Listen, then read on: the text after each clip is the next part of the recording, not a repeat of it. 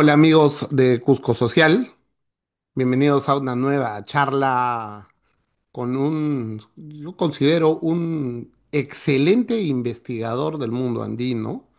Acabo de terminar el calendario del Inca, la planificación en el Tahuantinsuyo de Iván Cayo Mamani, que ya está conmigo, está con nosotros.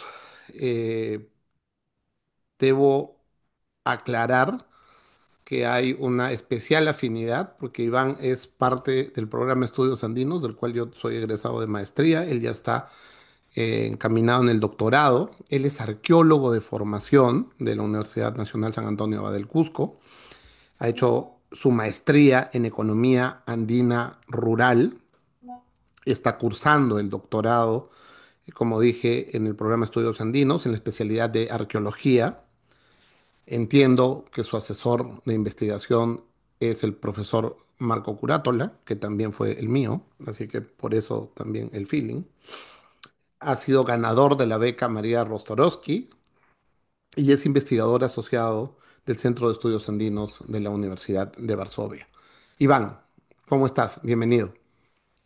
Muchas gracias, Guillermo, por esta oportunidad de poder expresar algunos de los resultados de la investigación que realicé. Gracias a Cusco Social también por esta oportunidad. Gracias a ti, primero por alcanzarnos tu libro, muy interesante, porque además permite darle una mirada alternativa y por supuesto siempre es importante revisar nuevos hallazgos, ¿no? Que refrescan un poco los postulados de los teóricos que hemos seguido. De hecho, tu libro me ha permitido regresar al profesor Suidema, me ha permitido regresar a Mariusz Szykowski y por supuesto a Gary Urton, ¿no? Así que te felicito. El libro está bien sustentado, tiene además un trabajo de pesquisa de fuentes que a mí me ha gustado mucho. Me gusta cómo has presentado estos cuadros de doble entrada, cruzando tu premisa y qué dice cada cronista sobre alguno de los planteamientos. Está dividido en dos capítulos.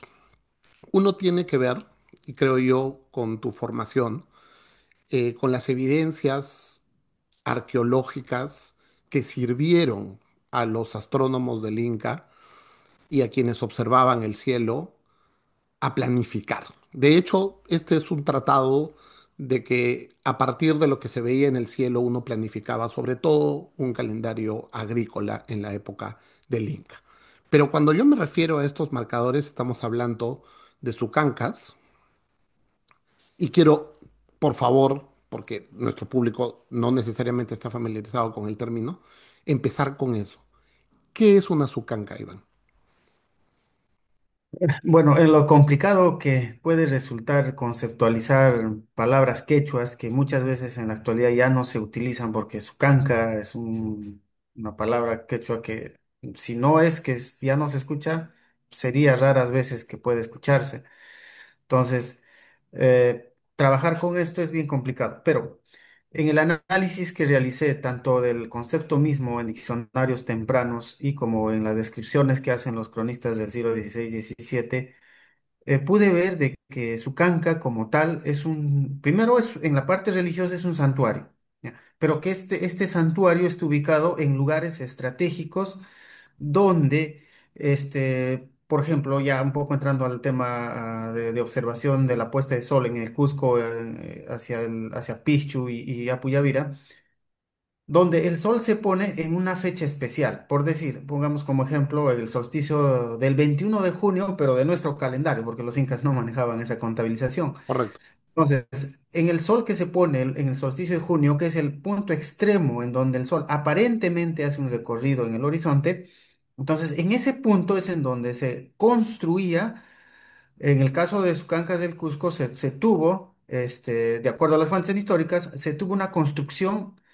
de unos pilares, pilastras, como describen los cronistas, que debió tener el tamaño suficiente como para que pueda ser observado desde Jaucaypata, desde el Istmo de Jaucaypata en Cusco.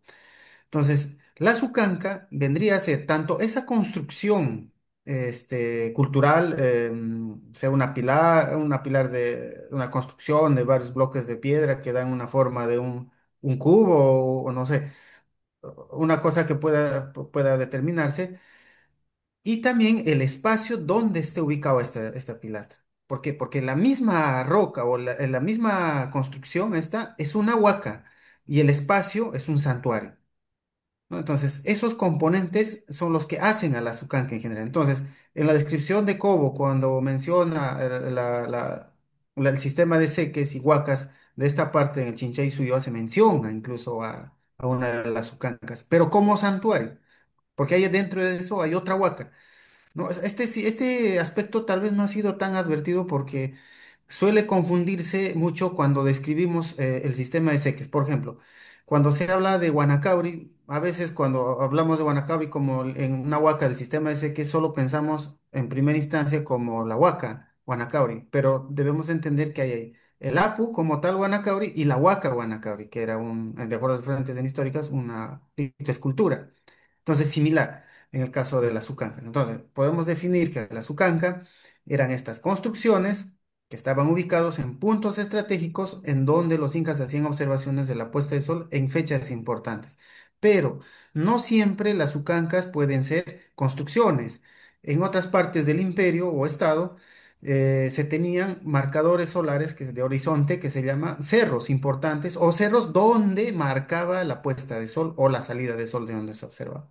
Entonces, eso para simplificar la conceptualización de Sukanka. Tú vas un poquito más allá porque hablas también de Zenit y hablas de estos marcadores intermedios. Y de hecho, tú planteas un calendario que se regulaba no solo por dos fechas de solsticios, sino por cuatro fechas, ¿no? Que tenían que ver Sí. con estos marcadores intermedios, ¿no?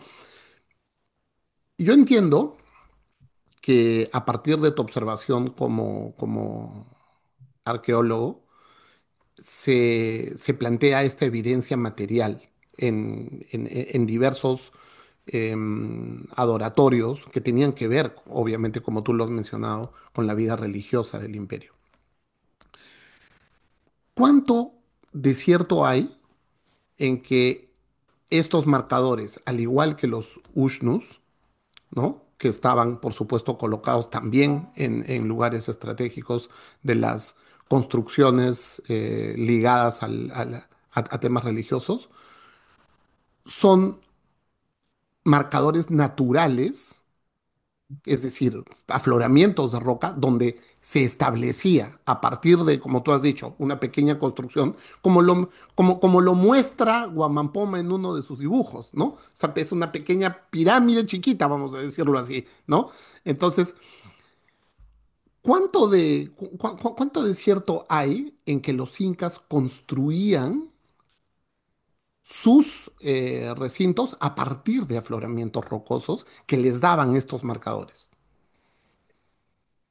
Bueno, es una pregunta interesante y complicada a la vez. A ver, es que lo que tenemos que evaluar es primero la tecnología del calendárica y básicamente el trabajo quiere conducir a esto. Es decir, en el Cusco, de acuerdo a la investigación que realizó, si se hacía una observación de este Jaucaypate Luznu en la puesta de sol, en los dos solsticios, que son los dos extremos en donde el sol aparentemente hace su recorrido o su rueda, entonces este mismo fenómeno debió ser, la hipótesis que ahora yo manejo en la investigación también doctorales, debió ser la misma tecnología que se llevó a todas partes del imperio. Correcto. ¿No? Entonces, la ubicación estratégica de los lugares donde se construía infraestructura y donde se hacía la aplicación de esta tecnología debió obedecer a ciertos cánones que los incas establecieron.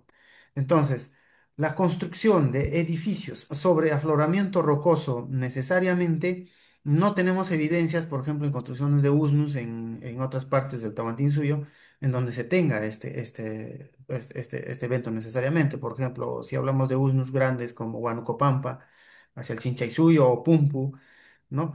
Eh, entonces estos sitios, estos usnus no están sobre afloramientos rocosos, sino están en un escenario paisajístico visual en donde yo pueda tener una lectura limpia de la observación de estos eventos. porque hay que recordar de que el movimiento del Sol, o sea, estos puntos importantes de solsticios, equinoccios y el nadir o anticenit, eran importantes para un aspecto tan trascendental como era la agricultura, porque estos son puntos daban cambio estacional, o sea, es decir, cambio del clima en los diferentes valles en donde se tenían estas construcciones. Entonces, la construcción, la edificación sobre afloramientos rocosos importantes o algo así, no estoy seguro, pero debe tener ciertas connotaciones tal vez más religiosas o otras que puedan ser. Pero la tecnología, de hecho, está conectado con la parte religiosa, es todo un sistema que se maneja ahí. Entonces, pero como yo parto de ver la cuestión tecnológica como en primera instancia, puedo decirte esto, ¿no? Y además es muy interesante porque la teoría de Seques justamente establece que uno va siguiendo al sol para Ujú. hacer ciertos rituales vinculados al agua, vinculados a cosechas y a siembras. Entonces, tiene todo el sentido del mundo. Iván, tú vas un poco más allá y creo que es la parte, en mi opinión, más interesante, porque tú traes a contraste las fechas de estos nadires, de estos cenit, de estos solsticios, y lo traes a contraste de lo que se investiga actualmente en el Ministerio de Agricultura y Ujú. Riego, ¿no? Para Sí. determinar eh, qué está pasando en San Salvador, qué está pasando, o sea, cómo los agricultores de este momento, es decir, la parte etnográfica está muy presente, ¿no? Y tú comparas, es decir, no es que los Andes hayan tenido una lógica para los andinos de la época de los incas y Ujú. han cambiado ahora, ¿no? Los Andes, como tú refieres muy bien en la introducción de tu segundo capítulo, nos han propuesto una geografía totalmente retadora a quienes vivimos aquí Así es. y nos han hecho de alguna forma parte del diseño geográfico de donde vivimos, ¿no? Nos hemos tenido que adecuar, creo, con mucho éxito en el momento de los incas. ¿Cómo has podido contrastar tú esos planteamientos que venían de los teóricos de la época de los incas a lo que está pasando actualmente en el mundo agrícola? Es que, a ver, en una escala geológica, por ejemplo, de hace 500 años, el clima, la estación, por ejemplo, de inicio de invierno ha sido la misma. No tenemos datos de que haya cambiado drásticamente. Bueno, con excepción de microclimas o pequeñas variaciones en el clima, como el fenómeno del Niño, Niños, etcétera, pero que quizás.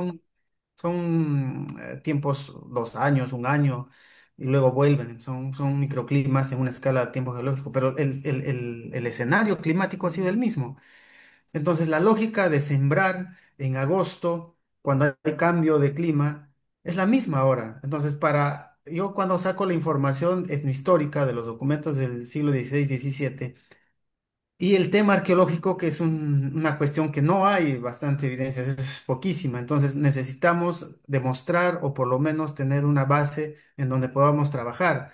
Y a esto recurrir pues a la información estadística del Ministerio de Agricultura para ver realmente cómo es el calendario agrícola actual. Y resulta de que está calzando perfectamente con todo lo que se plantea y lo que dijeron los cronistas, las fechas de sembrar, las fechas cuando se cosechaba, los cambios que se daban, etcétera, o sea, las fiestas incluso que se realizaban. Claro, pero ya cambiadas con fiestas católicas actuales, ¿no? Solo por citar un ejemplo, la fiesta de la Virgen del Carmen está muy relacionado a la limpia de acequia, que está a fines de julio y inicio de agosto, para la siembra de maíz en zonas de valle, ¿no? Entonces, son fiestas que han sido cambiadas, católicas, que han sido sobrepuestas sobre fiestas andinas.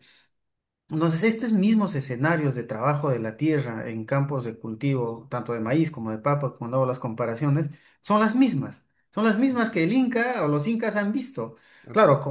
y ni siquiera con mucha tecnología, porque para sembrar papas o las chacras no permiten el uso de tractores, sino hay que utilizar, sí, herramientas manuales.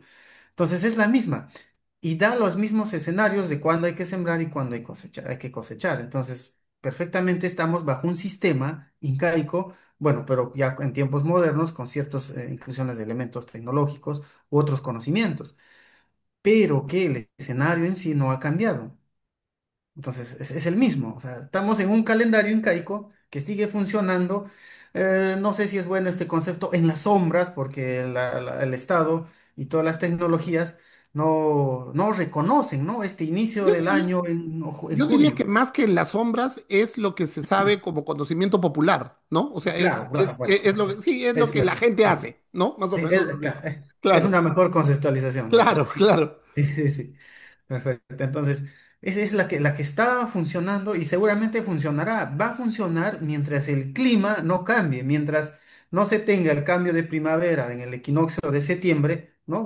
Donde el clima sea un poco más amigable para zonas altoandinas, en donde yo ya pueda permitirme saber cuándo sembrar, porque va a haber presencia de lluvias, y las heladas van a bajar. O sea, es lo mismo que los incas han visto, cualquier agricultor en el imperio, y es el mismo que estamos viendo ahora. Cualquier agricultor actual también lo ve, o sea, no es un secreto, está Por eso ahí te entre decía, nosotros. por eso te decía yo que la lógica del clima no ha cambiado tanto. Vamos a ver qué pasa con el cambio climático, vamos a ver cuándo se mueve.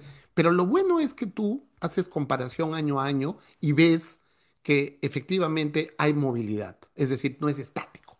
No es que Claro, el calendario de los incas te decía el 16 de septiembre tienes que sembrar, no, no es así, ¿no? no es así. Ujú. En tu segundo capítulo, tú planteas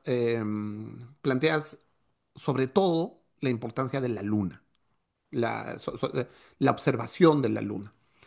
Y para observar la luna, tú te ayudas de la lingüística quechua, justamente para ver cómo se utilizan términos especiales para hablar de los cuatro momentos o de los cuatro ciclos o fases de la luna y cómo te ayuda eso a identificar por qué la importancia. Claro, si los incas le ponen un nombre especial a algo es porque es importante, Claro. ¿no? ¿no? Y por eso es la relevancia de la lingüística, quienes estamos en el programa de estudios andinos, entendemos que historia, arqueología y antropología se tienen que basar en algún punto de la lingüística quechua y obviamente aymara, porque el hecho de que nuestros antepasados le hayan puesto un nombre a algo, ¿no? Y que lo hayan incluido en su idioma es porque tiene cierta relevancia. ¿Cuál es esa relevancia y por qué la luna se convierte en la protagonista del segundo capítulo de tu libro? Sí, el segundo capítulo, básicamente, bueno, como el año es solar, agrícola solar, este año estuvo dividido en meses. ¿Y qué hace que sea posible? Es una contabilización de las lunas. Ahí hay el debate que seguramente has notado en el libro con los otros investigadores, porque Sobre lo todo que con se el profesor planteaba, Zukoski. sí, Sikorsky y Sudema, Breinbauer, etcétera, Claro. porque lo que ellos plantean es de que un año lunar no coincidía con un año solar, porque el año lunar tiene menos días, 11 días, 10 días menos. Entonces, ¿cómo hacían los incas? Ellos dicen, ¿no? Para que tengan 12 meses lunares en un año de 365 días. Entonces, como lo que funcionaba en Europa o en otras culturas, como en el Mediterráneo, hay que sumarle un treceavo mes cada 2 años o 3 años. Entonces, sumando un treceavo mes, ahí sí va a coincidir. O sea, vamos a tener, no se va a desfasar mucho esta contabilización.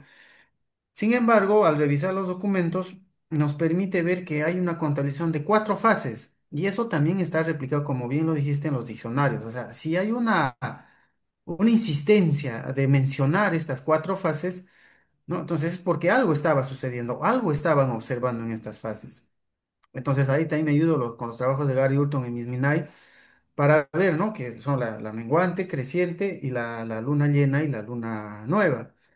Entonces, ¿desde qué punto? Porque si analizamos una sucesión de fases lunares, es como un espiral sin fin. La sucesión va a ir una y otra vez y una y otra vez. Pero los incas lo que hicieron es ponerle un límite que era el solsticio de junio como fecha básica, y a partir de este solsticio hay que contabilizar.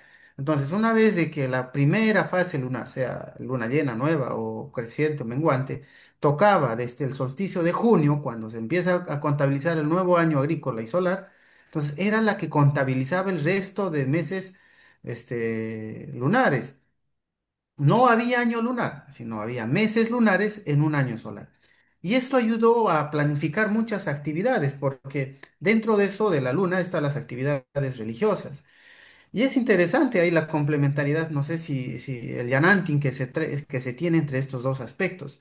Incluso está muy influenciado en el tema de la agricultura, en la siembra, porque muchos agricultores actuales, bueno, pongo casos de Chinchero en Cusco y Vilcabamba, en el capítulo 1, donde tienen que ver desde la luna cuando está creciente, desde cuando pasa la fase creciente hasta la luna llena, 2, 3 días después de luna llena, pueden sembrar las papas, porque si no, va a crecer bonito, pero no va a dar el No va a producto. dar el fruto. Entonces, la pregunta es, ¿a qué está relacionado la luna? O sea, ¿qué poder tiene para que, no sé, si, o sea, ellos vean o hayan visto de que si siembro en esta fase, entonces voy a cosechar bien y si no, no voy a hacerlo? Entonces, ¿cuál es la relación? Y la relación no es otra que el periodo menstrual de la mujer. O sea, si uno hace la comparación mensual de 28 días, 30 días, 27 tantos días que la mujer menstrua, la luna igual tiene más o menos la cantidad de días y hay procesos, hay etapas en la mujer, en donde la parte más fértil se da justo antes, ¿no? Donde va a tener su regla y todo esto. Entonces, y cuando la luna llega a su esplendor y va a empezar el menguante, ya no sirve. O sea, hay una relación directa. O sea, no es de que es casual. Entonces, contabilizar estos procesos lunares, estas fechas, ha ayudado bastante a planificar. Y hay que entender de que estamos, para esa fecha no había libros, no había textos, no había la escritura que nosotros manejamos para que el Inca vaya y diga a todos sus funcionarios en el imperio, oye, mira, desde el Cusco hemos visto que la luna dice así o los meses lunares. Entonces, no, pues un chasqui que vaya del Cusco hacia el Chinchaysuyo o al Collasuyo, un mes, 2 meses de viaje, ya se fue el mes. Entonces, no O era a así. chachapoyas, ¿no? Guachachapoyas, que para eso la fecha se pasó. Entonces, lo que Claro, ellos veían era que cualquier agricultor en cualquier parte del Tahuantinsuyo pueda ver. Y es cierto, porque tú levantas la mirada al cielo y puedes observar cuando la luna está en llena, cuando es menguante, en su Cuscan, creciente. como se dice. O sea, eso lo va a hacer cualquier agricultor. O sea, no necesitas que el Estado de manera imponente te diga qué hacer, sino hay que enseñar a los funcionarios que yo conquisto para que ellos puedan enseñar en sus años, en todos los lugares. Entonces, esa contabilización es importante. Ahora, las fiestas, mucho de las fiestas en el calendario religioso o en las celebraciones, incluso Guamán Poma nos presenta dos años, ¿no? Uno religioso netamente en el tomo 1 y en el tomo 2 de su crónica, uno agrícola de trabajo. Pero en las fiestas que se daban, y muchas de ellas, la contabilización de las actividades están de luna a luna, de fase a fase. No está de que después de 2 días, después de 3 días, no. O sea, los cronistas lo que describen es que tratan de poner las fases lunares, que son 4 en un mes, esas supeditaban las actividades de las fiestas. Entonces, si agarramos esa lógica, por ejemplo, el Inti Raymi, que sería el último mes, antes del solsticio de junio, era todo el mes que duraba el Inti Raymi. Ahora hay otra actividad importante ahí que es bueno, en el caso del Capas Raymi, que es la mitad del año, el Chaupihuata, El de el diciembre, mes el Kappa Quinti Raimi. Capas Raimi, el de Capac Raimi. diciembre en nuestro calendario. Entonces, en esta fecha se celebraba algo importante, que era el Huarachicuy, la carrera de iniciación o la fiesta de iniciación de la nobleza incaica de los jóvenes, y se realizaba en la última luna llena antes del solsticio de diciembre. O sea, pues esa última luna llena, si contabilizamos con nuestros meses actuales de un calendario gregoriano o el juliano que estaba hasta 1584, puede que esta última luna llena se daba en el mes de noviembre o en el mes de diciembre, ¿ya? Por la sucesión de las lunas. Entonces, hay varios cronistas que te hablan. Y el Huarachico y el Caparraimi estaba en noviembre y otros en diciembre. Claro. No es que estaban equivocados, sino que la última luna llena mandaba así. Es como cambiaba, es como decir, se hacía en el carnaval. El carnaval es una, o sea, el carnaval Claro, es una fiesta, es una fecha cambiante. Y ahí sí, va mi pregunta.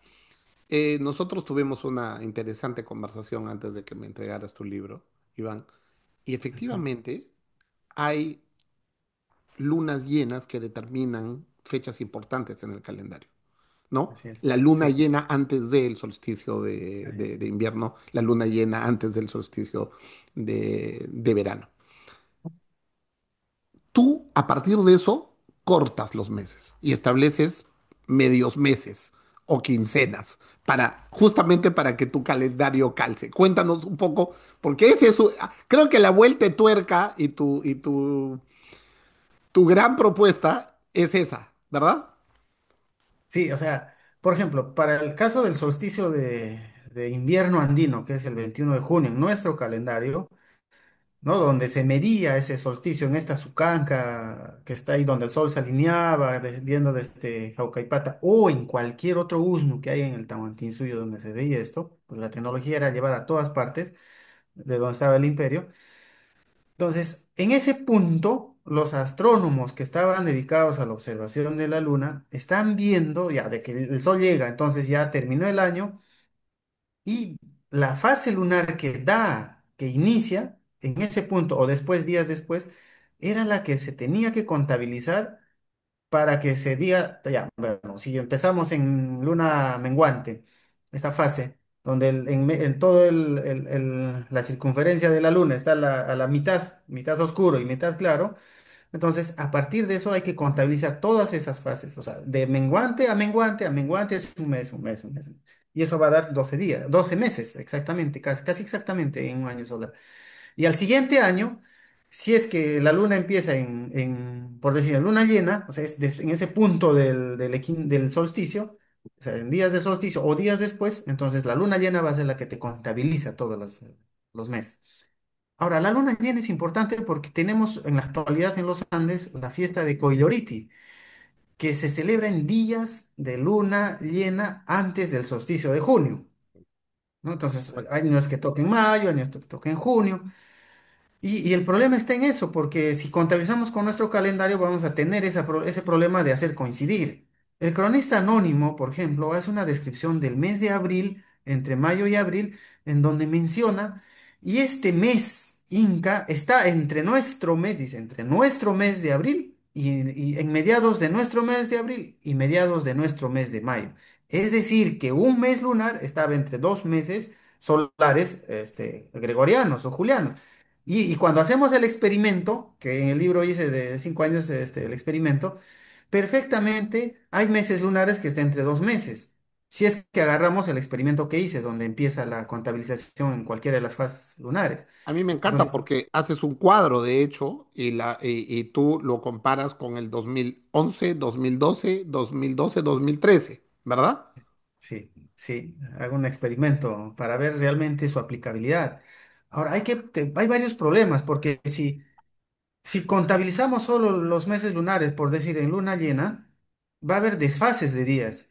Y por decir, el segundo mes después del solsticio de junio, el segundo mes lunar, que más o menos tocaría entre julio y agosto, se desfasaría días después de la fecha donde ya te tiene que sembrar el maíz.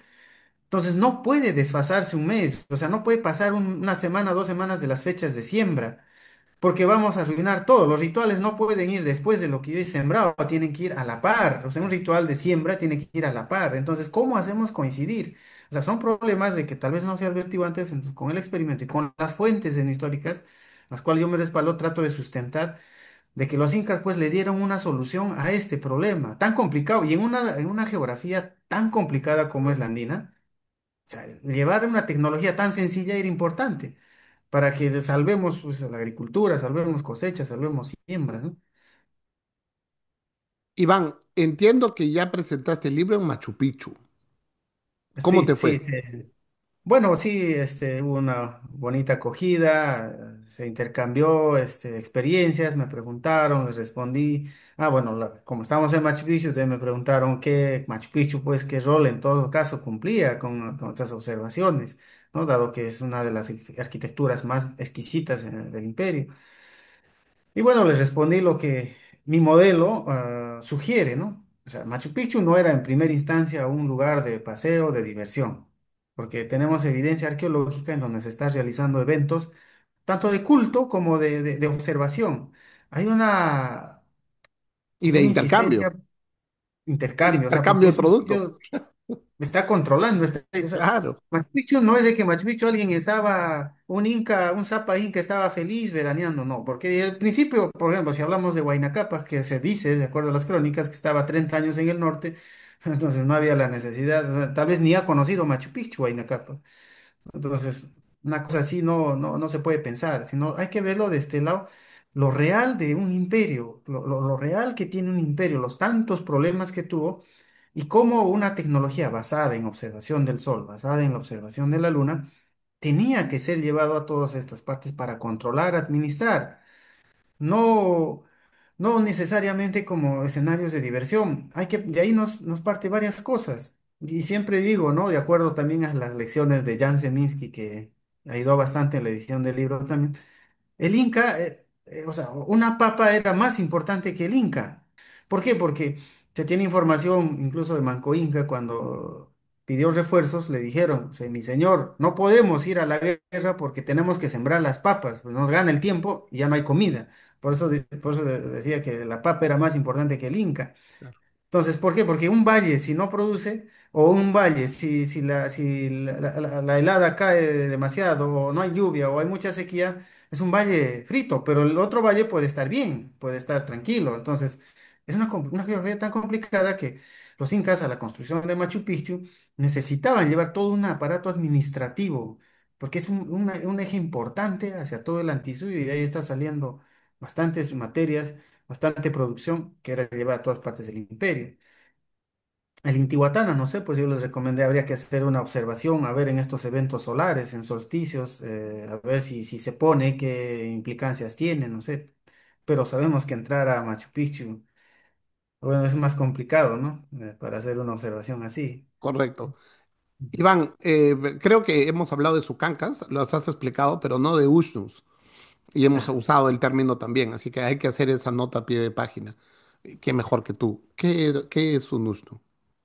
bueno, los USNUS, ahorita o sea, la conceptualización de USNU es todavía difusa.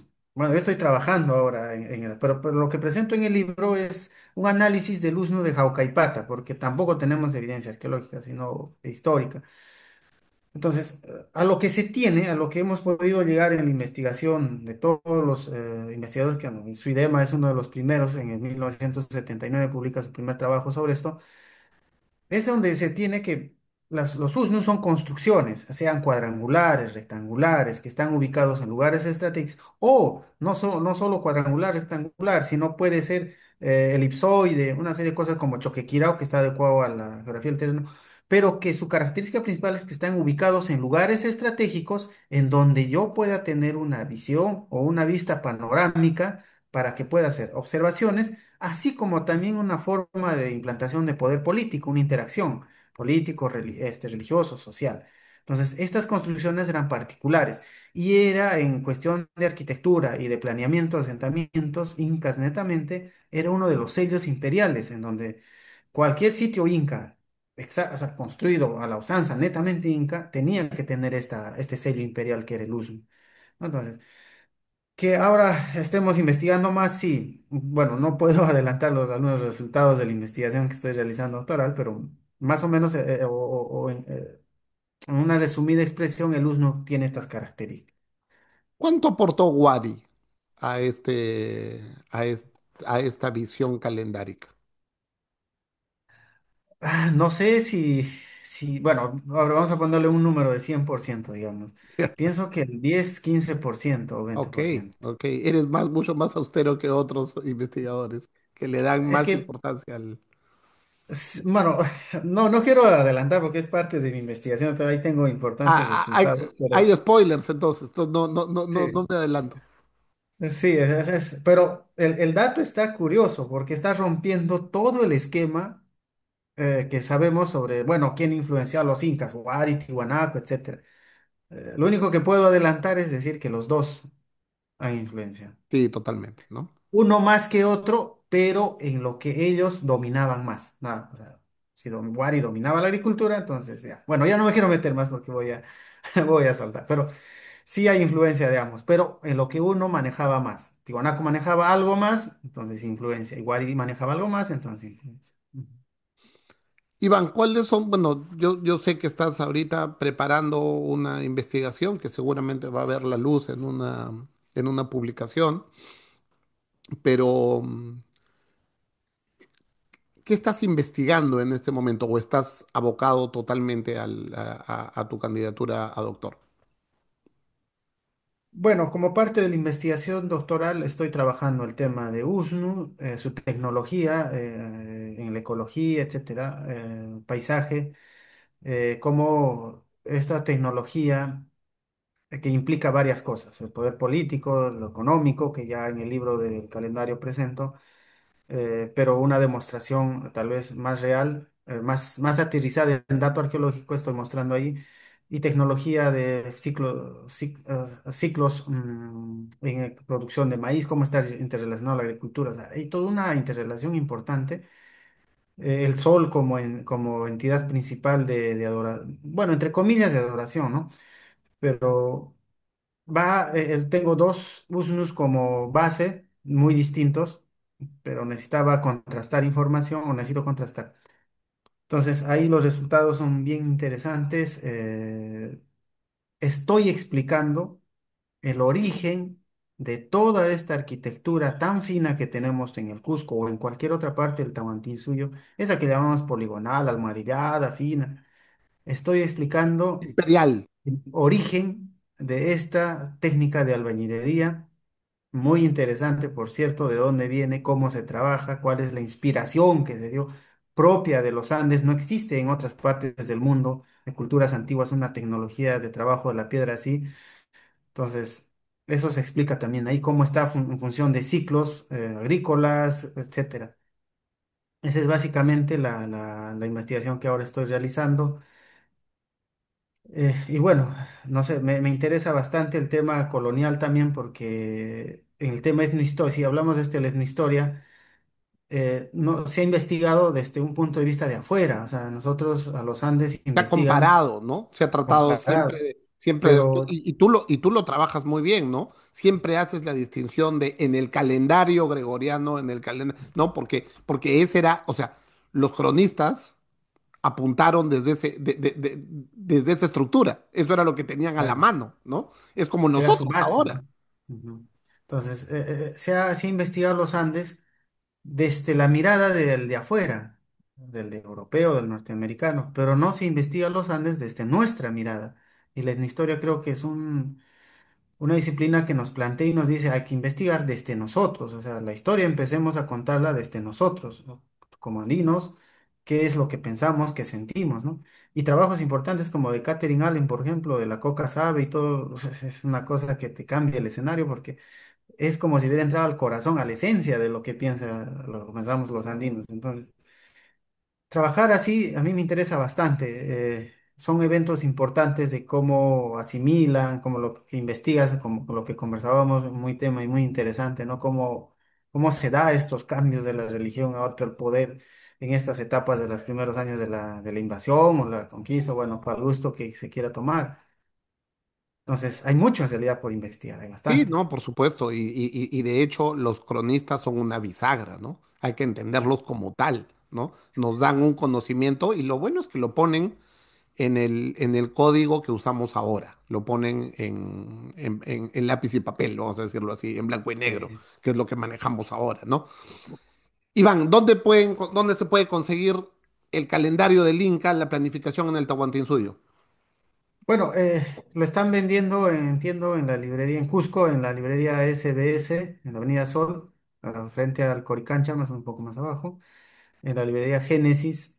em, bueno, básicamente esos dos lugares conozco en Cusco. Ahora en la ciudad de Lima, en la librería Estación La Cultura también creo. La librería El Virrey también. Sí, Este sello de ediciones El Lector, ¿no? ujú, Entiendo que esta es una publicación también en la que ha tenido que ver la Universidad Católica Santa María y el Centro de Estudios Andinos de la Universidad de Varsovia, del cual eres investigador asociado. Hace muy buenas ediciones está El ya, Lector. sí, De verdad que están muy bien trabajados. Yo tengo varios, de hecho, el libro que he tenido que revisar, tanto el de Gary Urton como el de Mario Szukovsky, son de ediciones El Lector. Así que felicito el excelente trabajo que hace esa casa arequipeña, ¿verdad? Sí, arequipeños sí, y creo que ahora, después de la colección de estudios andinos de la Universidad Católica y el Centro Bartolomé de las Casas, creo que la Ediciones de Lectores, una de las editoriales importantes que estaba apostando Correcto, por la edición de correcto. En la que está publicaciones sobre mucho estudios más andinos. abocada a temas etnohistóricos, sobre todo mirando desde el Ande. Sí, sí, sí, Sí, sí, sí, sí. Y y creo que bueno. mucho tiene que ver la mano del profesor Seminsky, ¿verdad? Sí, y por cierto, ha sacado ya un libro estos días, ya está en circulación sobre incas y chancas. Muy bueno, lo recomiendo. Nos está dando otro giro, como te había dicho, de Huari, Tiwanaco, incas.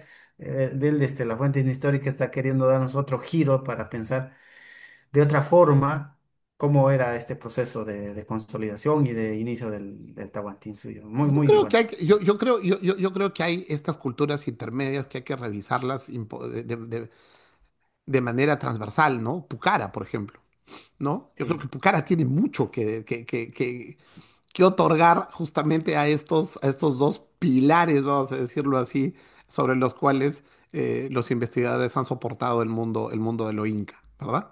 Que son Guari y Tiahuanaco. Sí, es que sí, si bien es cierto la investigación tanto arqueológica, histórica, o etnohistórica o antropológica, las últimas décadas del siglo pasado y inicios de este siglo se ha tocado básicamente en ver aspectos como los mitos, los cuentos, leyendas, pero hemos olvidado la otra parte de la investigación que es la tecnología, la ciencia, el conocimiento y esto que implicaba en un orden, porque un imperio o un estado expansionista, trato de hablar así porque otros dicen que es un imperio está, entonces quiero evitarme una discusión ahí, pero sea imperio o estado, el Tahuantinsuyo, como cualquier imperio, cualquier estado expansionista hasta la actualidad, tiene que tener ciencia, tiene que tener tecnología, tiene que tener innovación, ¿no? Y hasta Estados Unidos, China están en la carrera de investigar, descubrir, llegar al espacio, etcétera. Porque eso les va a hacer va a hacer posible que tengan una hegemonía sobre el Y mundo. protocolos Es que lo mismo. unifican, ¿no? O sea, obviamente tú tienes que tener una misma forma de medir el tiempo Claro, y de medir la economía ligada, porque, a ver, cuando hablamos de agricultura, y creo que el ejemplo que tú pones es, no puedo mandar un ejército si no tengo con qué darle de comer, por ¿no? supuesto. Eso es, o sea, es lógica pura, pero es lógica económica, y creo que ahí Claro. ayuda mucho tu maestría en economía rural andina. Sí, porque si no resuelves la comida, o sea, si como imperio expansionista, Ah, conquistador, no resuelvo la comida, o cómo tengo que hacer para no interferir en mis ejércitos con la producción de los ayllus, para no desabastecerlos a las mujeres, a los niños de comida, a los ancianos. Entonces, si yo no investigo, si como imperio no dedico tiempo, inversión de recursos a investigar esto y resolver estos problemas, entonces como imperio, como Estado expansionista he fracasado, porque no voy a poder ni sostener una semana de batallas de guerra. correcto. Entonces, es este mismo problema, el problema de las sequías, de los eventos de exceso de lluvia, o sea, son problemas que los incas estaban resolviendo, estaban construyendo, estaban experimentando seguramente con variedades de productos. O sea, era un imperio en expansión, pero que estaba muy dinámico. Pero no hemos investigado esta parte, por ejemplo. Y esta parte es importante porque la vemos en la actualidad. Y es lo que no se ha advertido en la Y actualidad. los cronistas sí le dan su lugar. De hecho, Garcilaso, no recuerdo el dato exacto, pero por lo menos 35 o 38 capítulos de comentarios reales tienen que ver con economía agrícola. O sea, Sí, o sí, sea, sí. no es de gratis esto, ¿no? No, o sea, él, Garcilaso, es uno de los que mencionan casi con exactitud muchas actividades relacionadas al calendario. Y como dices, no es gratis, porque había para el siglo XVI, XVII, o sea, un choque de dos culturas y todo un proceso de entendimiento entre ambas partes, pero había una suerte de observación de por qué esta gente en acá se está tan empecinada en hacer rituales para la chacra, para la fiesta, para la agricultura, etcétera. Entonces, hay algo que te llama la atención y la descripción de esto era importante. Incluso, si analizamos económicamente, esto no se ha entendido bien desde la teoría económica y nos trae problemas grandes. Por ejemplo, en la tesis de maestría yo tengo, demostré con dato de que en los problemas del Estado que hace de lucha contra la anemia nunca van a funcionar. en la zona rural. Así como está planteado, no va a funcionar, porque yo he demostrado de que el campesino rico o pobre va a comer la misma cantidad de comida, de la misma variedad de comida, aún tenga plata o aún no tenga plata. ¿Por qué? Porque llevar a su comunidad, si es zona, si es ganadero o vive en chacras, le hace que almacenar su producto para una semana, que luego va a ir a la feria a abastecerse nuevamente, hace de que se tenga que consumir la misma cantidad que come el que no tiene mucho. Es decir, y en los análisis económicos que hice sobre monetarios, más o menos en tinta, donde hice mi estudio, el campesino pobre o rico gasta 60 soles por semana en el consumo de alimentos, solo de alimentos, porque el resto, más de 100 soles a la semana, gasta en otros servicios como internet u otras, gasolina para sus motos. O sea, ese problema que surge no solo de actual, sino es un problema que se trae desde la colonia. Incluso los incas debieron tener ese problema, por eso construyeron caminos, acueductos, o sea, trataron de solucionar estos problemas.